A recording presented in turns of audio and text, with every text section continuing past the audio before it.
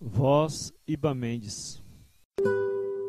A Senhora do Galvão, de Machado de Assis. Começaram a rosnar dos amores desse advogado com a viúva do brigadeiro, quando eles não tinham ainda passado dos primeiros obséquios. Assim vai o mundo. Assim se fazem algumas reputações más e, o que parece absurdo, algumas boas. Com efeito, há vidas que só têm prólogo, mas toda a gente fala do grande livro que se lhe segue, e o autor morre com as folhas em branco. No presente caso, as folhas escreveram-se, formando todas um grosso volume de 300 páginas compactas, sem contar as notas. Estas foram postas no fim, não para esclarecer, mas para recordar os capítulos passados. Tal é o método nesses livros de colaboração. Mas a verdade é que eles apenas combinavam no plano, quando a mulher do advogado recebeu este bilhete anônimo. Não é possível que a senhora se deixe embair mais tempo, tão escandalosamente, por uma de suas amigas que se consola da viuvez, seduzindo os maridos alheios, quando bastava conservar os cachos. Que cachos? Maria Olímpia não perguntou que cachos eram. Eram da viúva do brigadeiro, que os trazia por gosto, e não por moda. Creio que isso se passou em 1853. Maria Olímpia leu e releu o bilhete, examinou a letra, que lhe pareceu de mulher e disfarçada. Percorreu mentalmente a primeira linha das suas amigas, a ver se descobria a autora. Não descobriu nada. Dobrou o papel e fitou o tapete do chão, caindo-lhe os olhos justamente no ponto do desenho em que dois pombinhos ensinavam um ao outro a maneira de fazer de dois bicos um bico. Há dessas ironias do acaso que dão vontade de destruir o universo. Afinal, meteu o bilhete no vestido e encarou a mucama, que esperava por ela, e que lhe perguntou: Nhanhã não quer mais ver o chale? Maria Olímpia pegou no chale que a mucama lhe dava e foi pô-lo aos ombros, defronte do espelho. Achou que lhe ficava bem, muito melhor que a viúva. Cotejou as suas graças com as da outra. Nem os olhos nem a boca eram comparáveis. A viúva tinha os ombros estreitinhos, a cabeça grande e o andar feio. Era alta. As que tinha ser alta? E os 35 anos de idade, mais nova que ela. Enquanto fazia essas reflexões, ia compondo, pregando e despregando o chale. Este parece melhor que o outro, aventurou a mucama. Não sei, disse a senhora, chegando-se mais para a janela com os dois nas mãos. Bota o outro, nhanhã. A nhanhã obedeceu. Experimentou 5 chales dos 10 que ali estavam, em caixas, vindo de uma loja da Rua da Ajuda. Concluiu que os 2 primeiros eram os melhores, mas aqui surgiu uma complicação, mínima realmente, mas tão sutil e profunda na solução, que não vacilo em recomendá-la aos nossos pensadores de 1906. A questão era saber qual dos 2 chales escolheria, uma vez que o marido, recente advogado, pedia-lhe que fosse econômica. Contemplava-os alternadamente, e ora preferia um, ora outro. De repente lembrou-lhe a leivosia do marido, a necessidade de mortificá-lo, castigá-lo, mostrar-lhe que não era peteca de ninguém, nem maltrapilha, e de raiva comprou ambos os chales. Ao bater das 4 horas, era a hora do marido, nada de marido, nem às 4 nem às 4:30. Maria Olímpia imaginava uma porção de coisas aborrecidas. Ia à janela, tornava a entrar, temia um desastre ou doença repentina. Pensou também que fosse uma sessão do júri. 5 horas e nada. Os cachos da viúva também negrejavam diante dela, entre a doença e o júri, com uns tons de azul ferrete que era provavelmente a cor do diabo. Realmente era para exaurir a paciência de uma moça de 26 anos. 26 anos, não tinha mais. Era filha de um deputado do tempo da regência, que a deixou menina, e foi uma tia que a educou com muita distinção. A tia não a levou muito cedo a bailes e espetáculos. Era religiosa, conduziu-a primeiro à igreja. Maria Olímpia tinha a vocação da vida exterior, e, nas procissões e missas cantadas, gostava principalmente do rumor, da pompa. A devoção era sincera, tíbia e distraída. A primeira coisa que ela via na tribuna das igrejas era a si mesma. Tinha um gosto particular em olhar de cima para baixo, fitar a multidão das mulheres ajoelhadas ou sentadas, e os rapazes que, por baixo do coro ou nas portas laterais, temperavam com atitudes namoradas as cerimônias latinas. Não entendia os sermões. O resto, porém, orquestra, canto, flores, luzes, sanefas, ouros, gentes, tudo exercia nela um singular feitiço. Magra devoção, que escasseou ainda mais com o primeiro espetáculo e o primeiro baile. Não alcançou a Candiane, mas ouviu a Ida Edelvira, dançou a larga e ganhou fama de elegante. Eram 5h30 quando o Galvão chegou. Maria Olímpia, que então passeava na sala, tão depressa lhe ouviu os pés, fez o que faria qualquer outra senhora na mesma situação. Pegou de um jornal de modas e sentou-se, lendo, com um grande ar de pouco caso. Galvão entrou ofegante, risonho, cheio de carinhos, perguntando-lhe se estava zangada e jurando que tinha um motivo para a demora, um motivo que ela havia de agradecer, se soubesse. Não é preciso, interrompeu ela friamente. Levantou-se, foram jantar. Falaram pouco, ela menos que ele, mas em todo caso sem parecer magoada. Pode ser que entrasse a duvidar da carta anônima. Pode ser também que os 2 chales lhe pesassem na consciência. No fim do jantar, Galvão explicou a demora. Tinha ido, a pé, ao Teatro Provisório comprar um camarote para essa noite. Dava aos Lombardos. De lá, na volta, foi encomendar um carro. Os Lombardos? Interrompeu Maria Olímpia. Sim, canta o Laboceta, canta Jacobson. Abailado, você nunca ouviu os Lombardos? Nunca. E aí está porque me demorei. Que é que você merecia agora? Merecia que eu lhe cortasse a ponta desse narizinho arrebitado. Como ele acompanhasse o dito com um gesto, ela recuou a cabeça. Depois acabou de tomar o café. Tenhamos pena da alma desta moça. Os primeiros acordes dos Lombardes ecoavam nela, enquanto a carta anônima lhe trazia uma nota lúgubre, espécie de requiem. E por que é que a carta não seria uma calúnia? Naturalmente não era outra coisa. Alguma invenção de inimigos, ou para afligi-la, ou para fazê-los brigar. Era isto mesmo. Entretanto, uma vez que estava avisada, não os perderia de vista. Aqui acudiu-lhe uma ideia. Consultou o marido se mandaria convidar a viúva. Não, respondeu ele. O carro só tem 2 lugares, e eu não hei de ir na boleia. Maria Olímpia sorriu de contente e levantou-se. Há muito tempo que tinha vontade de ouvir os Lombardos. Vamos aos Lombardos, tralalá. Meia hora depois foi vestir-se. Galvão, quando a viu pronta daí a pouco, ficou encantado. Minha mulher é linda, pensou ele, e fez um gesto para estreitá-la ao peito. Mas a mulher recuou, pedindo-lhe que não a amarrotasse.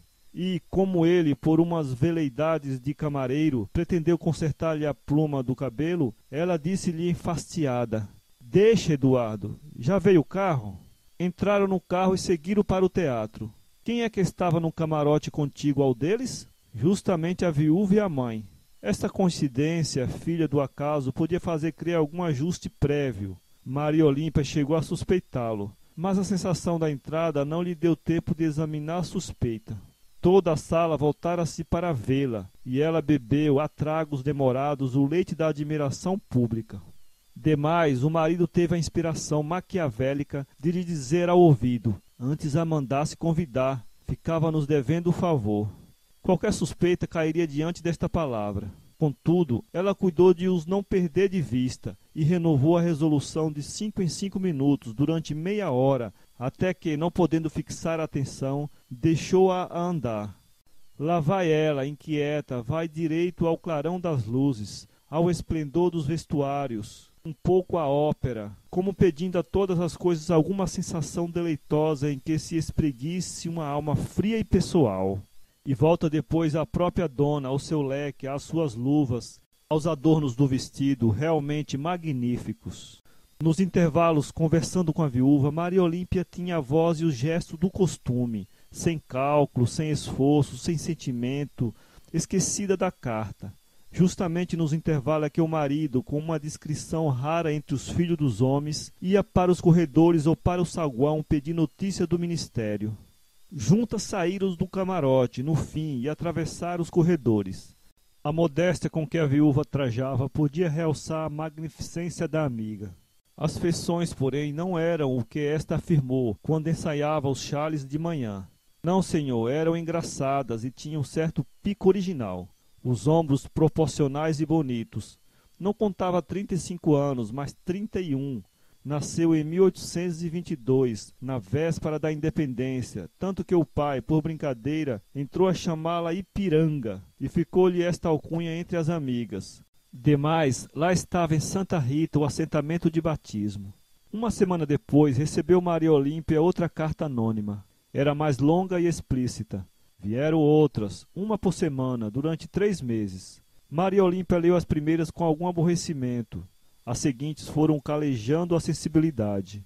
Não havia dúvida que o marido demorava-se fora, muitas vezes, ao contrário do que fazia dantes, ou saía à noite e regressava tarde. Mas, segundo dizia, gastava o tempo no Alstein ou no Bernardo, em palestras políticas. Isto era verdade, uma verdade de 5 a 10 minutos, o tempo necessário para recolher alguma anedota ou novidade que pudesse repetir em casa, à laia de documento. Dali seguia para o Largo de São Francisco e metia-se no ônibus. Tudo era verdade, e, contudo, ela continuava a não crer nas cartas.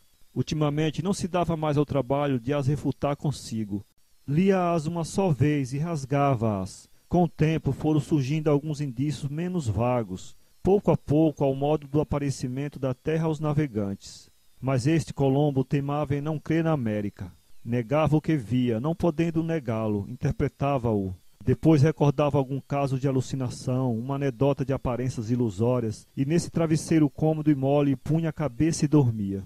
Já então, prosperando-lhe o escritório, dava o Galvão partidas e jantares. Iam a bailes, teatros, corrida de cavalos. Maria Olímpia vivia alegre, radiante, começava a ser um dos nomes da moda. E andava muita vez com a viúva, a despeito das cartas, a tal ponto que uma destas lhe dizia: "Parece que é melhor não escrever mais, uma vez que a senhora se regala numa comborçaria de mau gosto." Que era comborçaria? Maria Olímpia quis perguntá-lo ao marido, mas esqueceu o termo e não pensou mais nisso. Entretanto, constou ao marido que a mulher recebia cartas pelo correio. Cartas de quem? Esta notícia foi um golpe duro e inesperado. Galvão examinou de memória as pessoas que lhe frequentavam a casa, as que podiam encontrá-la em teatros ou bailes, e achou muitas figuras verossímeis. Em verdade, não lhe faltavam adoradores. Cartas de quem? Repetia ele, mordendo o beiço e franzindo a testa. Durante 7 dias passou uma vida inquieta e aborrecida, espiando a mulher e gastando em casa grande parte do tempo. No 8º dia veio uma carta. "Para mim?" disse ele vivamente. "Não, é para mim", respondeu Maria Olímpia, lendo o sobrescrito.